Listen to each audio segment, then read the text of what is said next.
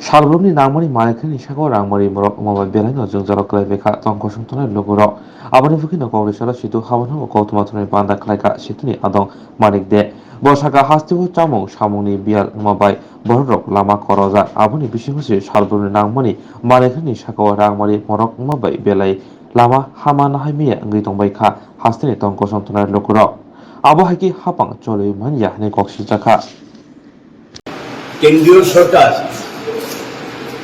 তারা petroleum products তার মূল্য অস্বাভাবিকভাবে বাড়িয়ে দিচ্ছে, কোনো নিয়ন্ত্রণ নেই। এরা তাদের যে চরিত্র সেটা এখন জনসমক্ষে সবটা বেরিয়ে এসছে। আমরা লক্ষ্য করলাম এই সময়ের মধ্যে সিএনজি ওয়েব ডিস্ট্রিক্টে 8 টাকা বাড়িয়েছেন, এখন গিয়ে দাঁড়িয়েছে সেটা 68 টাকা। আর বাকি যে 7টা ডিস্ট্রিক্টে সেখানে 9 টাকা করে বাড়িয়ে 73 টাকা হয়েছে। গৃহস্থালিতে লক্ষ্য করে পাইপ কিনে যেটা বাড়ি বাড়ি দেন এটা ছিল 28 টাকা, এটা করেছে 33 টাকা 50 পয়সা। বাণিজ্যিক ক্ষেত্রে করেছে 33 টাকা থেকে 44 টাকা। এবং পিএনজি ইন্ডাস্ট্রি যেগুলো সেগুলো গিয়ে 19 টাকা 50 থেকে সেটা করেছেন 30 টাকা 50 পয়সা। পেট্রোল গতকাল পর্যন্ত, জানি না আজকে বেড়েছে কিনা, এই খবরটাও সেগুলো পাইনি, হয়তো বেড়ে গেছে এই সময়ের মধ্যে। গতকাল পর্যন্ত 105 টাকা 46 পয়সা, ডিজেল 92 টাকা 56 পয়সা। এই হলো পেট্রোলিয়াম প্রোডাক্ট।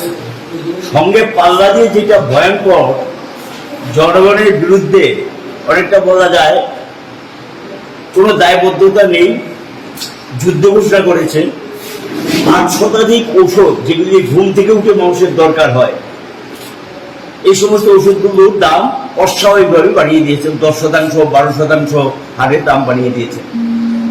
এবং মেডিসিনের দাম বাড়বে, সাধারণ মানুষের একটা চিকিৎসা করে বাঁচবে সেই সুযোগটা থাকবে না, যেভাবে মেডিসিনের দাম বাড়িয়ে দিয়েছে।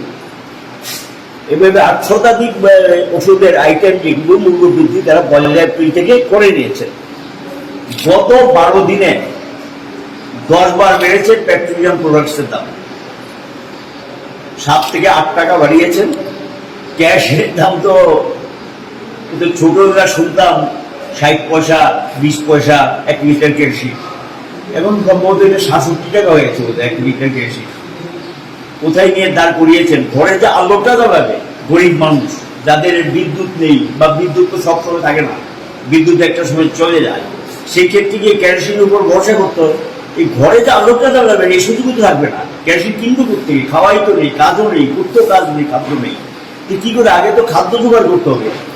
এই লোক অবস্থা, মানুষকে এখন বাড়ি ঘরে আলোহীন হতে থাকতে হবে কোথাও। কেউ কেউ কেরোসিন দিয়ে রান্নাও করতে লাগে, সেই সুযোগ থাকবে না। কাঠের সংখ্যা কমে গেছে এবং সেই কাঠ পায় না। আমাদের কাছে কয়লার সংস্থানও নেই, যে কয়লা দিয়ে রান্না করবে কয়লার সংস্থান নেই। এটার সঙ্গে পাল্লা দিয়ে আবার রান্নার গ্যাসের দামও বাড়িয়ে দিয়েছে। এই পরিস্থিতি চলছে। এটা আম জনতার বিরুদ্ধে বিজেপি সরকার জিহাদ ঘোষণা করেছে এবং মানুষের প্রতি তাদের কোনো দায়বদ্ধতা নেই, এবং সেখানে মানুষকে শাস্তি দেওয়ার জন্য এটা করছেন। এবং সেখানে মানুষকে রাস্তায় তারা বসিয়ে দিয়েছে, যে কিছু একটা করে বাঁচবে সেই সুযোগ বসিয়ে দিয়েছেন মানুষকে রাস্তায়। পরিবহন শিল্পে 11 থেকে 12 কোটি লোক পরোক্ষ এবং প্রত্যক্ষভাবে পরিবহন শিল্পের সঙ্গে যুক্ত। এই পরিবহন শিল্পে ব্যাপক হারে পেট্রোল, ডিজেল এবং গ্যাসের মূল্য বৃদ্ধি এই শিল্পটাকে দুর্বল করে দেবে। এবং এই শিল্পটাকে দুর্বল করে ইতিমধ্যে আমাদের কাছে যা খবর, গোটা ভারতবর্ষে প্রায় 25 থেকে 30% গাড়ি বসে গেছে। মালিকদের পোষায় না, গাড়ি বন্ধ করে দিয়েছে। এটা গিয়ে প্রভাব পড়েছে গিয়ে পণ্য পরিবহনে, যাত্রী পরিবহনে মারাত্মক সেটা প্রভাব পড়েছে।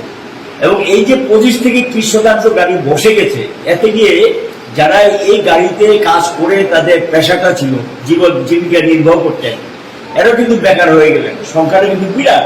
এবং পরিবহনের মধ্যে যারা কাজ করতেন তারা কিন্তু বেকার হয়ে গেলেন। এবং সেখানে লক্ষ্য হইল যে গণপরিবহন ব্যবস্থা যেটা ছিল, গণপরিবহন ব্যবস্থা এমনিতে তো পর্যায়ক্রমে তুলে দিয়েছেন। আপনারা জানেন যে স্টেট ট্রান্সপোর্টগুলো অধিকাংশ উঠে গেছে। একমাত্র দক্ষিণ ভারতবর্ষে কিছু স্টেট ট্রান্সপোর্ট আছে, অধিকাংশ রাজ্যে গিয়ে বেসরকারিকরণ হয়ে গেছে। গণপরিবহন শব্দটা আর নেই এখন। এবং সেখানে যাত্রী পরিবহনে গণপরিবহন যেটা ছিল সেটা এখন উঠে গেছে। এখন গিয়ে যার পয়সা আছে সেই গাড়িতে উঠবে, যার পয়সা নেই সে গাড়িতে উঠতে পারবে না, এই অবস্থা তৈরি হয়ে গেছে। প্রতিদিন ভাড়া বাড়ছে, মালিকদের বক্তব্য পোষায় না, স্বাভাবিক। তার খরচপাতি যদি না উঠে সে তো গাড়ি চালাবে না, যতই আইন করুক, যাই কিছু করুক, ধমক ধমক যাই কিছু দিক, কিন্তু কোনো কিছুতে কাজ হবে না। সেটা নির্ভর করবে, যদি তার না পোষে সে চালাবে না। আলটিমেটলি এই গণপরিবহন ব্যবস্থাটা ধীরে ধীরে বিপর্যস্ত হয়ে যাচ্ছে। ও এখানে যারা কাজ করে খেতেন এদেরও কিন্তু নাবিশ্বাস উঠে গেছে, বাঁচবেন কি মরবেন এমন একটা অবস্থা সেখানে মানুষের তৈরি হয়ে